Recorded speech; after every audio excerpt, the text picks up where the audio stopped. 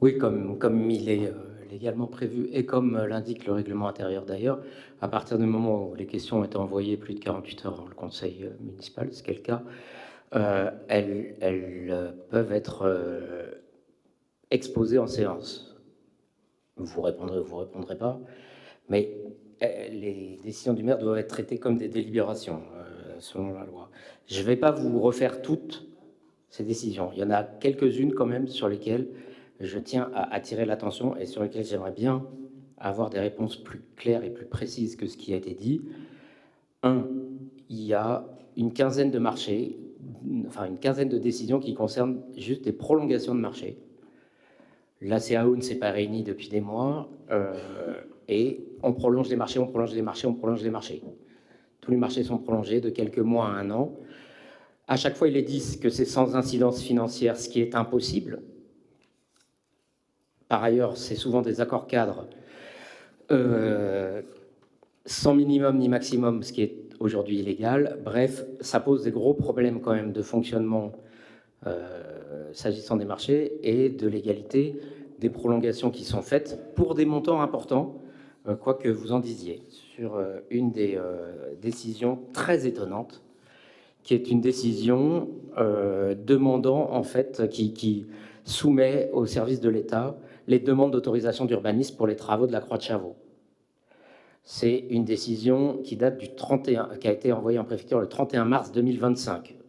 À moins que j'ai complètement perdu la boule, ce qui est toujours possible.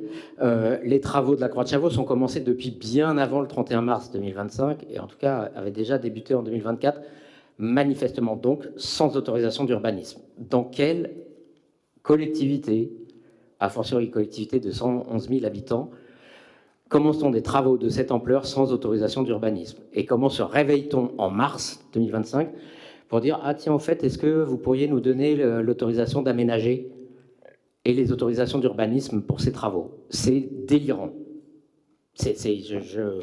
J'avoue que j'ai relu plusieurs fois pour être sûr que c'était bien ça. Je ne comprends pas comment fonctionne la Direction générale des services pour en arriver là et se retrouver avec des demandes d'autorisation d'urbanisme, dont d'ailleurs on n'est même pas sûr qu'elles aient été données depuis, mais qui datent du 31 mars 2025 pour des travaux d'ampleur commencés bien avant. Juste, quand vous précisez les sujets sur lesquels il y a les décisions testées en justice, donc vous avez donné les contenus, en fait, on constate que la ville est quand même régulièrement mise en cause sur des sujets de problèmes avec les agents de la ville et des problèmes y compris de souffrance au travail, ce qui ne fait que renforcer le sentiment que tout ne va pas bien et c'est un euphémisme.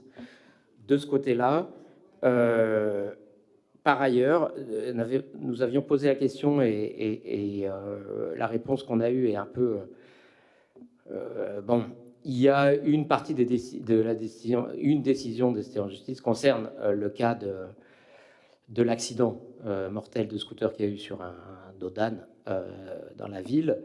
Bon, la procédure est en cours, mais est-ce que cela a au moins entraîné une reprise de ce genre d'équipement, une meilleure signalétique, parce que la procédure, elle donnera ce qu'elle donnera, et la ville se défend, mais il y a eu un mort, et ce serait bien d'éviter que les mêmes causes produisent les mêmes effets. D'abord, comme indiqué, il a été répondu sur au moins une dizaine de milliers de signes en page 13, 14, 15, 16, 17, à l'ensemble des questions que vous posez. Je dis à l'attention de ceux qui peut-être nous regardent encore que, vu la nature des décisions et l'ampleur du champ d'action d'une municipalité, il y a évidemment les moments particuliers, solennels, que sont les séances du conseil municipal, et ensuite des moments de travail, ce qu'on appelle les commissions techniques, qui permettent, en amont du conseil, de répondre dans la précision à l'ensemble des questions qui sont posées par les conseillers et qui doivent appeler légitimement une réponse de notre part, au sens du devoir pour l'exécutif de bien informer le conseil municipal. La deuxième chose que j'aimerais dire, puisque a été